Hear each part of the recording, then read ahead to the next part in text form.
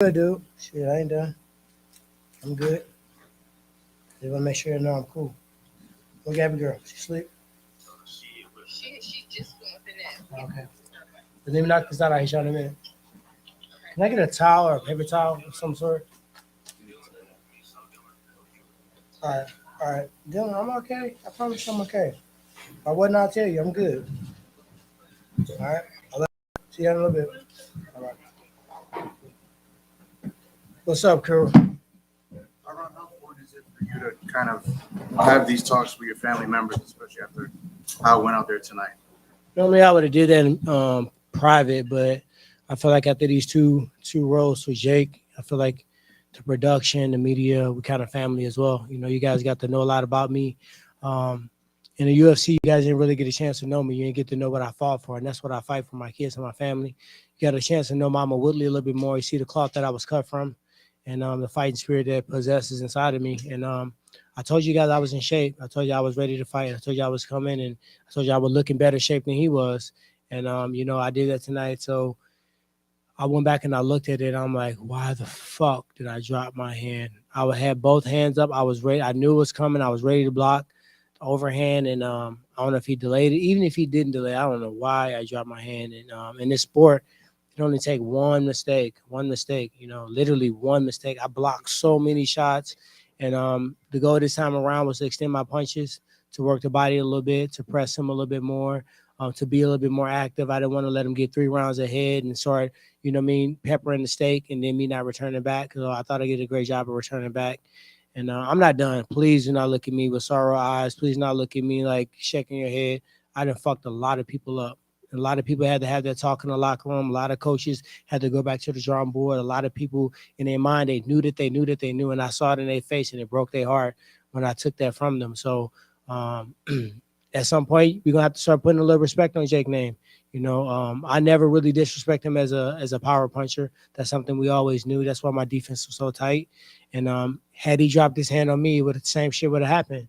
So I can't cry over spilled milk. I'm blessed to be here. I'm blessed for the opportunity to come out here and fight again and show you guys that I'm fucking still here. And I told my coaches in the back, I said, he back. The young, hungry bull that started and went on this crazy run in the UFC and Strike Force and all these different organizations. He was back, and I can actually say that I was back.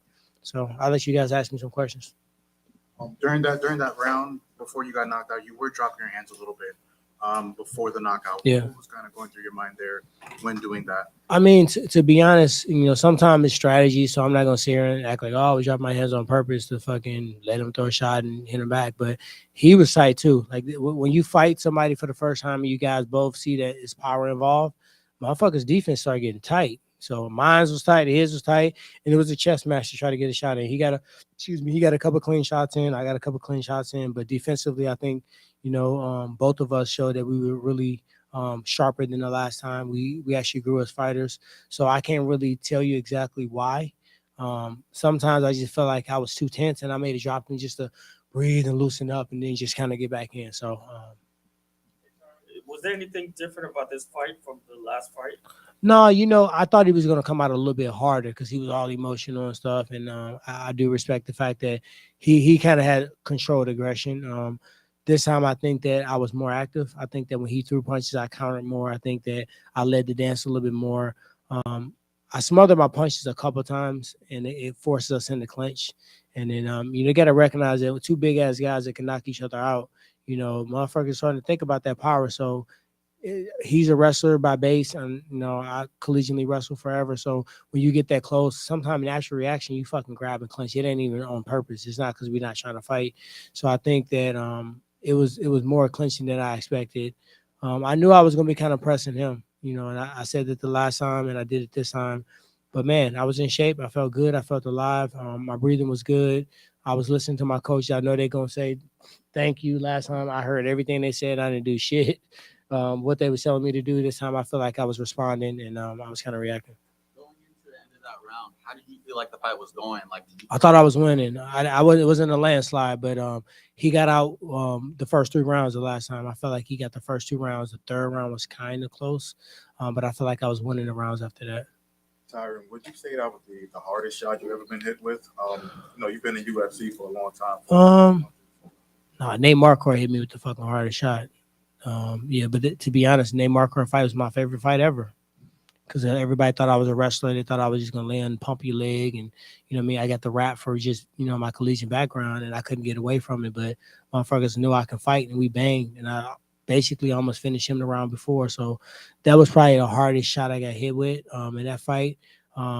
When Jake hit me, I think I was just the second I dropped my hand.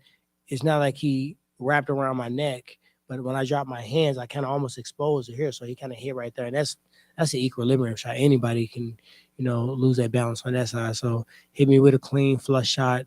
I don't know why I tried. That's the only thing that's driving me up a wall. Like I saw the shot, and right when he threw it, I had both hands up blocking it.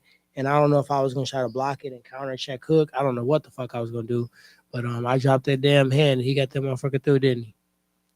Tyron, is there a part of you, like I know this is gonna gnaw at you and you'd love to get a third crack at Jake, but is there a part of you that is happy in a way that this rivalry, so to speak, is behind you and you can move on and do other things? I mean, the rivalry was competitive athleticism. Shit, you want that. I'm tired of everybody fucking talking mad shit during press conferences and kissing and hugging at the end of the fight. No, let's fucking fight. And that's what I came to do. So the rival, I never disrespected him. He never disrespected me. He gave me credit. I gave him credit. But he truly was convicted that he was going to beat me. And I was truly convicted I was going to beat him. And that's what y'all want to see. So we really gave y'all what y'all wanted to see. You called out Nate and Masvidal. I mean, your thoughts I mean, I can't hate on whatever. I mean, if that's what he want to do, that's what he want to do. I came here. I came to fight. I believe I was an instrumental part of saving this card. A lot of people would have had to go home at Christmas and figure shit out. I pulled up, and I didn't pull up out of shape. I didn't pull up looking fucking like, you know what I mean?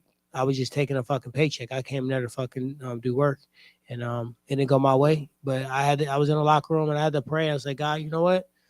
I'm blessed, man. I came out here. I was in shape, and Coach should tell you, we were training, but something happened in the last 2 weeks where we just converted and everything was spiritual.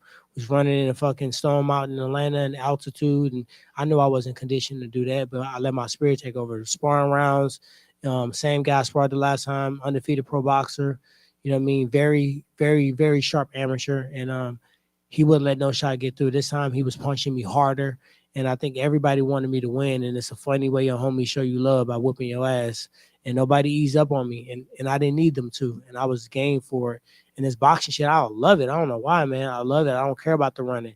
Coach came in, and he was surprised at how much shape I was in when he came into town. And we got on the treadmill, and he wanted to test me. I know what he's doing. He always playing these fucking mind games and shit, not telling you how much you running and how far you running and what you doing and touching the damn treadmill and shit. So I started slapping his hand, but he'll tell you I didn't wince, I didn't breathe. I kept a stone face, and I didn't care what he put the speed on. Move your legs faster, move your legs slower, and breathe. And I think that mentality is what made me me. And I'm just thankful and I'm blessed to be able to go out there and do that. When he got cut, did it change the strategy of the fight for you? When he got cut? Yeah, when you saw him get cut. No, it wasn't over the eye. It was at the forehead. So, I mean, over the eye is a different story. It started bleeding in there. I mean, I'm not aiming shots at a hard forehead. You know, I know you guys don't recognize, but I'm a very, I think a lot in these fights. So at the end of the day, I'm not going to be aiming at his forehead to do a cut. I mean, I don't know how the cut got there. It seemed like it may have been an accidental headbutt. At the end of the day, what's up, Jake?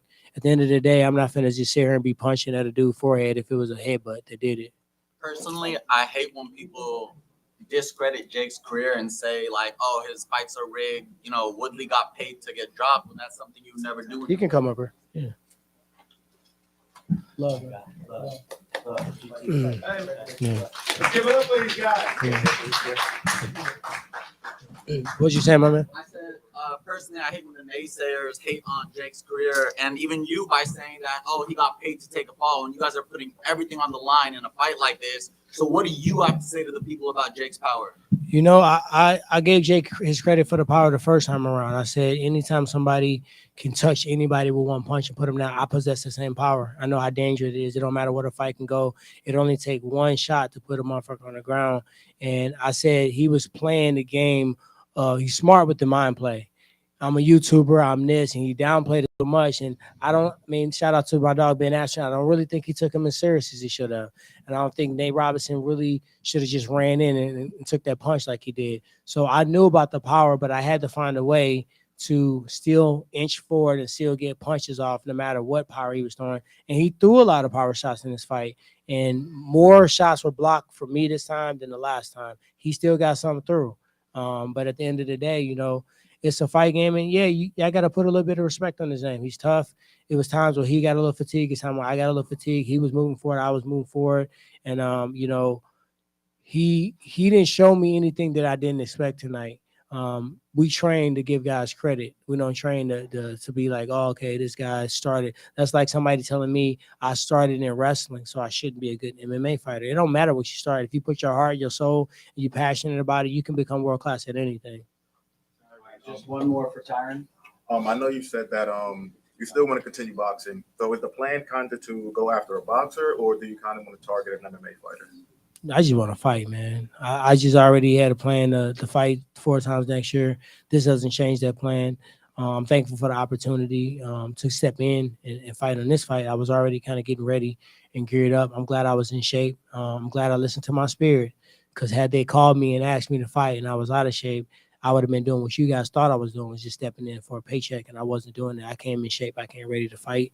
I want to thank Jake for taking the fight. This ain't a fight he had to take. He already beat me on paper. No matter what I thought, no matter what some of the fans thought, he could have just said, "Fuck it."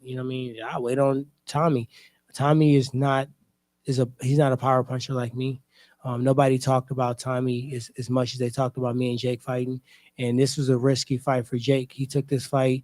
You talk about me taking 2 weeks notice, but I've been thinking about this motherfucker for way more than 2 weeks.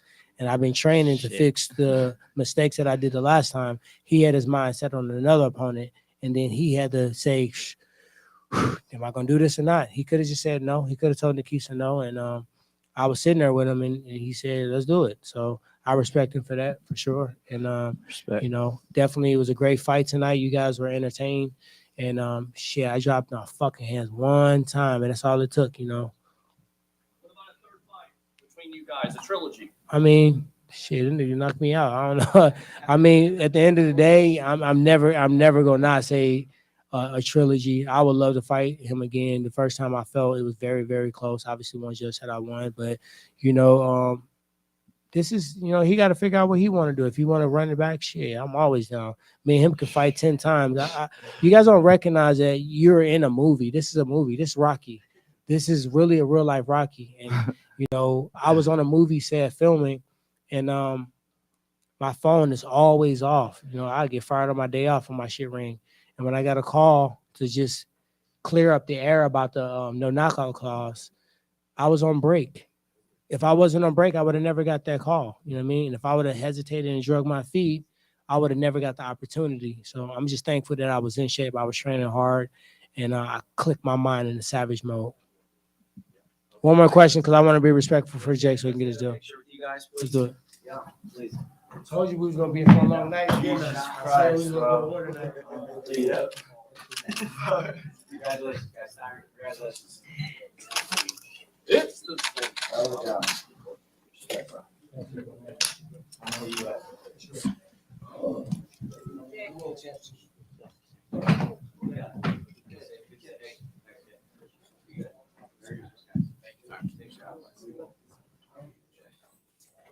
Guys, update on the attendance. Sorry about that. I gave you the attendance was 18,685.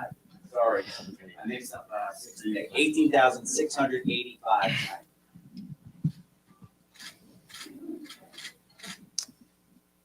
What's up? What's up? What's up? What's up? Let's go, baby. Congratulations on your win, Jake. I just wanted to ask you, how would you assess your performance today? First and foremost, I want to thank Showtime. They're going to be playing back my fight December 18th on their network. December 28th. December 28th. Sorry, December 18th is stuck in my head. But man, shout out to everyone at Showtime. Amazing crew. Everyone down from Steven Espinoza on down. What was the question again? No worries. I was asking, how would you assess your performance today if you could grade yourself? I mean, I got the knockout, highlight reel knockout. You know, I was setting up that shot because I knew he was going to try and catch the right hand coming straight. So I had to loop it around like a hook. But I was just off. I don't know, man. I was just off a little bit. Pull the muscle again in my arm in the first round there. But had to fight through a lot of tough moments. And Tyron's tough, man. He's a really tough guy. He caught me with an elbow. I'm bleeding in my eye, but still got the job done. Jake, what makes Woodley so tough? Man, mental. It's mental. He just keeps on coming forward, hitting them with good shots, good jabs, good body shots. We're in the clinch, and you could feel that, you know, national champion wrestler in the clinch, boom, pushing you around like a bull. And, you know, his punching power is real. He won the UFC championship with that. And so taking those punches, I got a good chin. Like, I really do. And so I'm eating them, but damn, that's just good. Hey, Jake, can you talk a little bit about your composure after you got cut? Because we've seen a lot of seasoned boxers in the past that when they get cut, a lot of times they panic and their corners panic. It just seemed like your corner didn't panic. It seemed like you have a great cut, man, and you didn't panic. Can you talk about that? Yeah, nothing phases me at all. I've been through way harder shit in my life, way harder shit. So a little cut is not going to stop me from winning or put me off of my game plan. I actually sort of like that shit because, you know, I look like a fighter right now. All my other fights, I didn't really look like a fighter. This is some shit I could take a selfie and be like, look at me, I'm a professional boxer now. But my team was on top of it in the corner. Stay calm. Bro, at one point, the blood was in my eye. I just saw red. I don't even know if that's healthy, but I just saw red. But hey, you got to do it. As an avid boxing fan, that was easily my favorite knockout of the year. And I think it's time that people deserve to give you credit, because even one of my favorite boxers, Devin Haney, had a fantastic win the other week, but it didn't end in a spectacular fashion like yours. So I say that to say people are still going to have something to say after this. Fight a real boxer. Where's Tommy Fury at? Whatever nonsense they're going to say. Have you done enough to please yourself at this point and say I've done enough to be happy? I've done more than enough. 4 massive fights in 13 months. No one in the history of boxing has done what I've done at this age. Massive pay-per-views, knocked out every single person that I've fought. The only person that's as active as me doing these bigger pay-per-views is Canelo. And he's 50+ fights in. And like I said, I knocked out everyone that I fought, turned them all into memes. That shit's going viral all over the internet. And I'm ready to fight whoever. It doesn't matter if they're a professional boxer or if they're a 5-time UFC champion. I don't care. I'm really built for this. And no matter what, I'm going to find a way to get the job done. And that's what I showed tonight. And Tommy Fury is lucky that he wasn't in there tonight, because Tyron's way tougher. You know, he has that experience.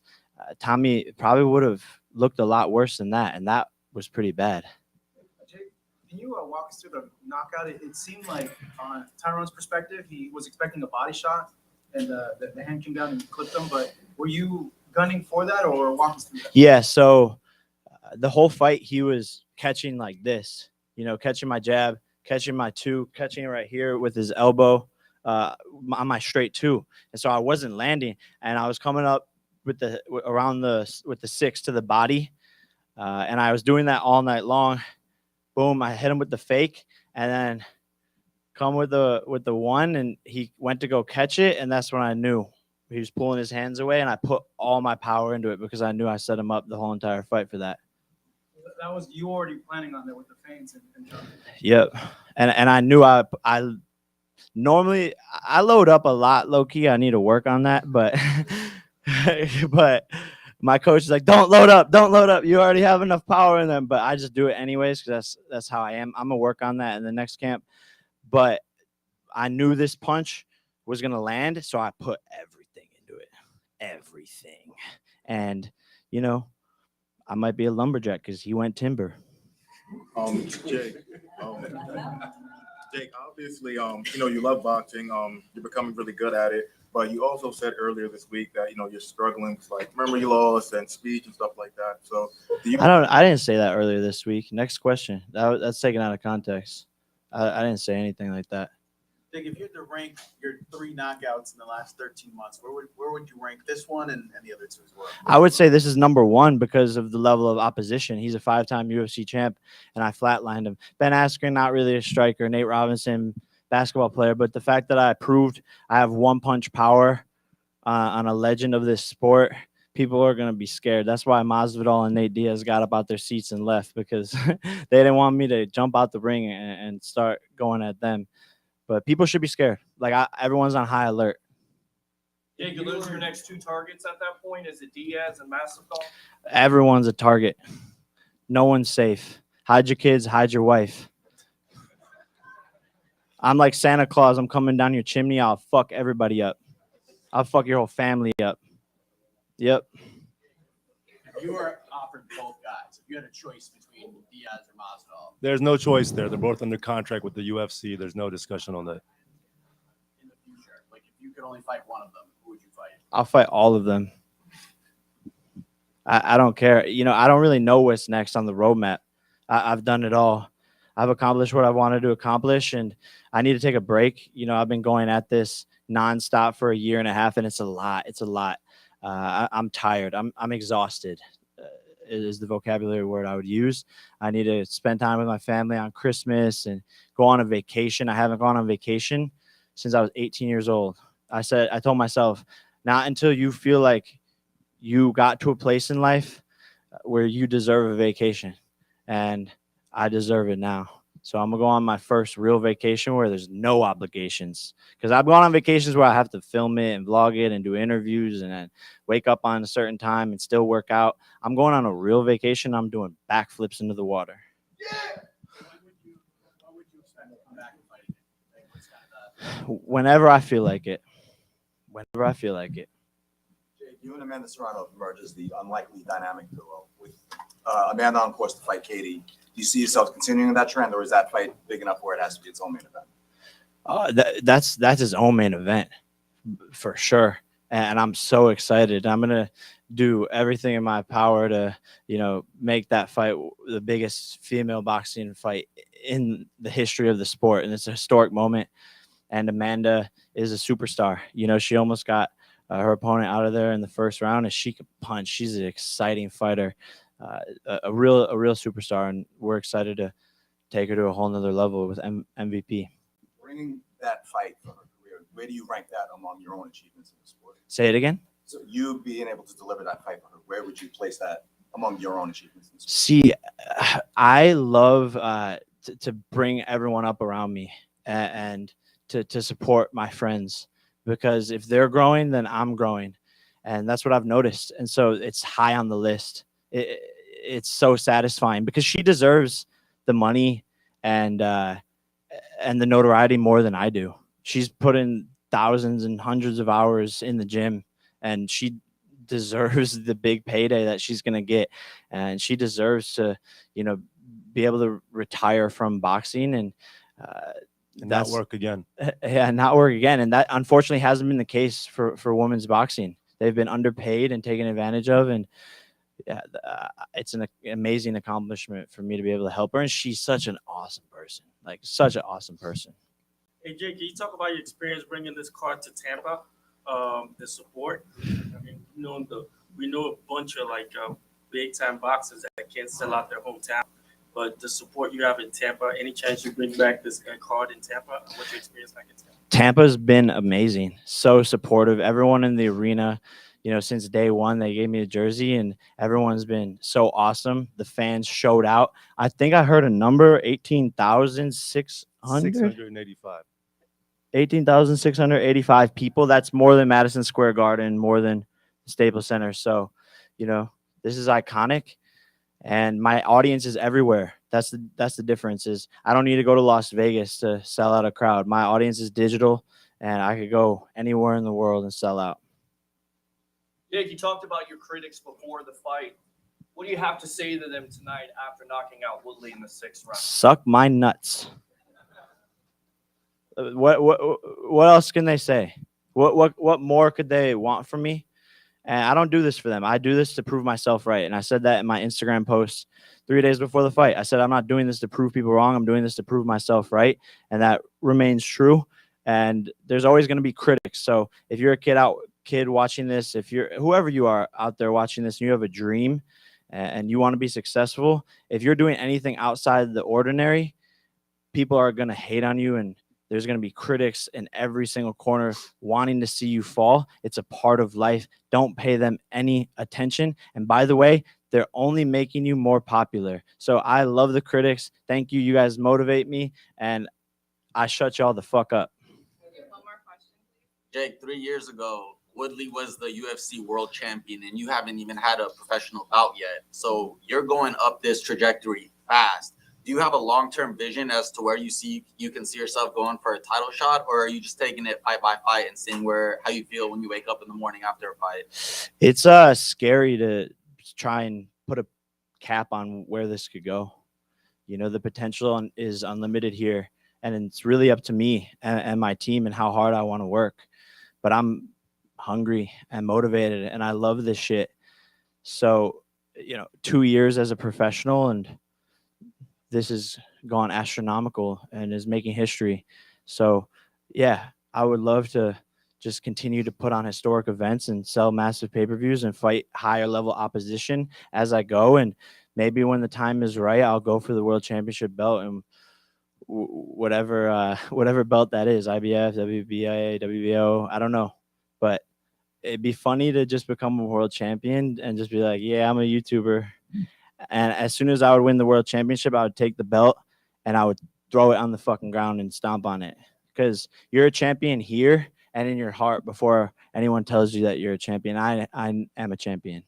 Jake, is your signature going to be give the next fighter Rolexes? Because you kind of called your shot. It's time to knock you out, Woodley. Are you going to continue to do that with these fighters? I mean, I feel like I have to give them gifts for the trauma I put them through. But yeah, maybe I got more tricks up my sleeves, and I guess I don't know. Do you want a Rolex? I can get you one. I'm gonna get him a Rolex. Will you get his email? All right. What's your name? Peter Blake. You're gonna look really good with a Rolex on. All right. Well, I'll have Nikisa hit you, and I'm gonna get you the same one I got Tyron. All right.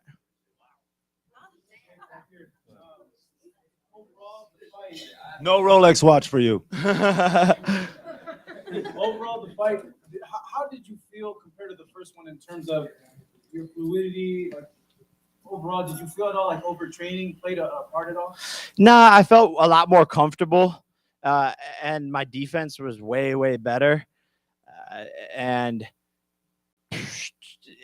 in a lot of ways, it was similar to the first fight because we were sort of giving each other the same looks, and we both came in with a respect for our power, for each other's power. And so, a lot of times it was sort of like a stalemate because we were just gauging what the other person was going to do. Yeah, but I got elbowed, headbutted, and then when I pulled my arm right away, the same injury as before. So it is what it is. Shit. Jake, you've already made a major impact in the sport at such a young age. You're helping women's boxing. You're getting young stars massive paydays. You're bringing more fans into arenas, giving boxing more attention. Do you see yourself becoming, a promoter or something like that down the line, quitting boxing all in general as a fighter and just doing the business side? Yeah, for sure. I will always be involved in this sport forever. Whether I'm fighting or whether it's Nikisa and I running Most Valuable Promotions and helping people like Amanda Serrano get more spotlight. I could definitely put on a British accent and become an Eddie Hearn. One more, last one. One more time before you go. You fought every 4 or 5 months. Would you anticipate fighting April, May? Longer? It's gonna be longer. It's gonna be longer than that. 2 weeks ago, I don't give a shit about anyone. 2 weeks ago, he said name. July, and then he said maybe March. So he's got to take some time, think about what he wants to do, and then he'll tell us all what he wants to do. What do you want to say to Dana White right now? I just knocked out a 5-time UFC champion and embarrassed your whole company. And please let me get Kamaru Usman. Please let me get Diaz. Please let me get Masvidal. Please let me get McGregor. because I'm gonna embarrass them too. I promise you that, Dana. I promise you that. Thank you, everybody. December 28th.